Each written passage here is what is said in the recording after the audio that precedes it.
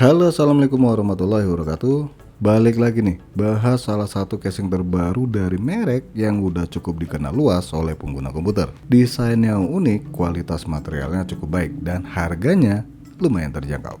Sebelum kita bahas jauh lebih dalam, nggak ada salahnya yang sering nonton tapi nggak subscribe, coba di subscribe deh. Nggak rugi kok, kalian dapat pahala, saya dapat bahagia. Dan semakin semangat membuat konten setiap harinya. Oh ya, aktifkan lonceng dan kalau nggak keberatan tekan tombol thanks, isi seikhlasnya.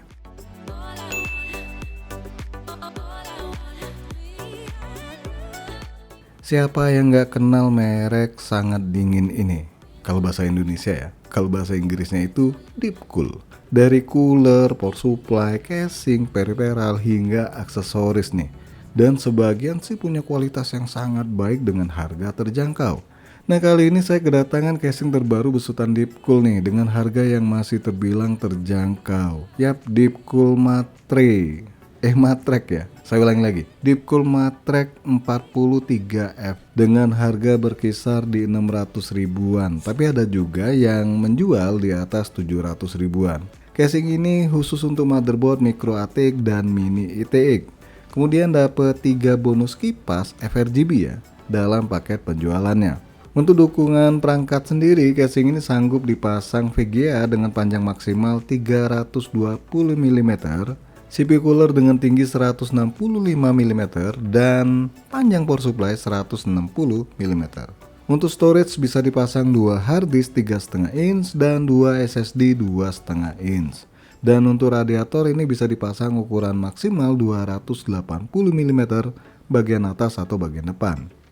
Total kipas yang bisa dipasang di casing ini ada 6 kipas ya, ukuran 12 cm atau 5 kipas untuk ukuran 14 cm.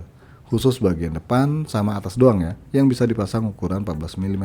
Spek lengkapnya ya silakan lihat aja di deskripsi atau di video.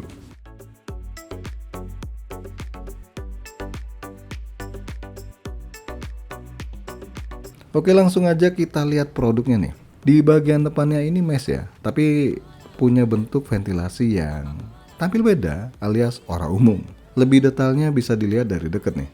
Nah, bagian depannya ini berbahan plastik. Buat bukanya jangan terlalu kasar, karena bahannya itu lentur ya, bukan gemulai. Di dalam covernya ini ada dust filter tapi modelnya tanam. Sayang sih nggak bisa dilepas pasang. Dan bisa kalian lihat masih ada space kalau mau nambah satu kipas lagi di bagian depannya. Yap, total 3 kipas 12 cm bisa dipasang di bagian depan ini. Lanjut di bagian sampingnya ini udah pakai panel kaca dengan baut penguncinya itu ada di bagian belakangnya. Model bautnya sih model tempel, jadi gak gampang hilang kalau udah dilepas.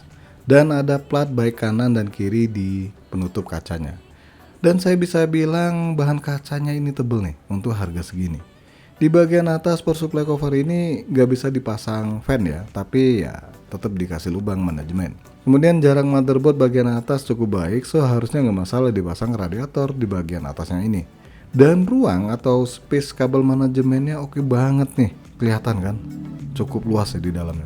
Lanjut di bagian sampingnya ini ada tempat buat SSD atau hard disk 2,5 inch.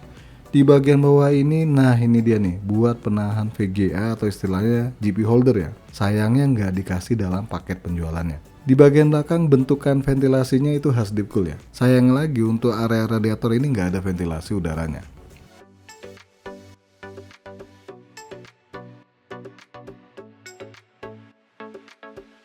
Untuk slot ekspansi ini nggak bisa dilepas pasang ya, jadi copotan semua. Terus penutupnya itu model sliding atau model geser. Lanjut di penutup bagian kabel manajemennya pakai baut yang sama dengan bagian depan. Jadi lagi-lagi model gini nggak gampang hilang bautnya, cukup aman ya. Dan coba lihat ini, kelihatan lega banget kan? Buat ukuran harga segini, ruang kabel manajemennya cukup oke. Terus untuk penempatan kabel tisnya modelnya keliling di bagian plat ini ya, pinggiran plat ini. Jadi lebih enak buat ditata kabel-kabelnya. Sama ini ada satu lagi dudukan buat SSD ya, atau hard disk 2,5 inch. Nah, kipasnya ini beneran FRGB ya, bukan ARGB. Dan powernya pakai molek 4 pin. Lanjut kita keluarin satu bungkusan yang isinya bentar. Ada buku manual buat pemasangan perangkat ke casing Deepcool ini. Dan ini cukup jelas ya. dan cukup baik ketika dikasih buku manual seperti ini. Dikasih 10 kabel TIS ya, dan satu bungkus baut pemasangan perangkat, warnanya udah hitam semua. Untuk kabel front panel ada 1 kali USB 3.0, modelnya udah pipi nih, cakep nih yang model kayak gini. 1 kali USB 2.0 dan HD audio.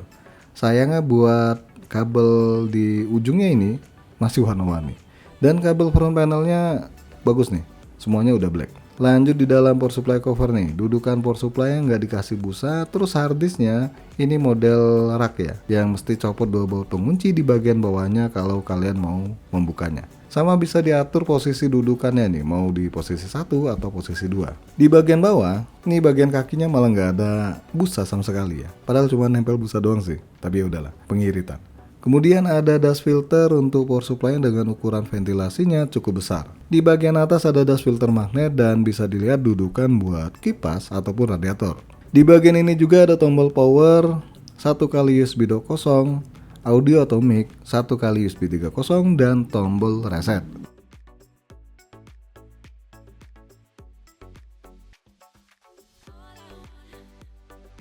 Buat pemasangan perangkat sendiri, baik itu motherboard, power supply, kartu grafis, ini nggak ada kendala ya. Ya walaupun memang saya nggak pakai harddisk 3,5 in dan SSD, tapi lihat posisinya sih harusnya nggak ada kendala yang berarti. Apalagi buat merapikan kabel-kabel di casing ini, terbilang cukup mudah. Dan dengan perangkat yang nggak terlalu banyak, ya makin mempermudah buat ngerapin kabelnya. Bisa kalian lihat di video hasil merapikan kabel di bagian belakang. Belakang apa samping nih? Sama bagian depannya. Oke, lanjut kita hidupkan PC-nya buat lihat tampilannya ketika udah dinyalain PC-nya. Nah gimana nih, tampilannya sederhana ya, tapi terbilang cukup elegan sih. Ya walaupun kipasnya nggak bisa diatur-atur LED-nya, minimal nggak gelap gulita ya. Kedepannya kalian bisa ganti yang ARGB. Secara material sih casing ini sangat oke untuk rentang harga 600 ribuan. Dan juga ruang di bagian dalamnya cukup lega. Sayangnya ini nggak ada USB Type-C ya, di harga hampir 700 ribu atau bahkan lebih. Sama nggak dikasih busa di bagian kaki-kakinya. Sama apa lagi ya? Oh ya, satu lagi, di bagian atas power supply cover sayangnya nggak bisa ditambahin kipas. Kayaknya ini doang sih yang berasa kurang di casing Deepcool 1 ini. Menurut kalian gimana? Ya silakan kalian komentari. Oke guys, sampai di sini aja bahasan casing terbaru besutan Deepcool. Sekali lagi jangan lupa support terus channel ini dengan cara subscribe, like, dan share. Terima kasih udah mampir di NK Channel.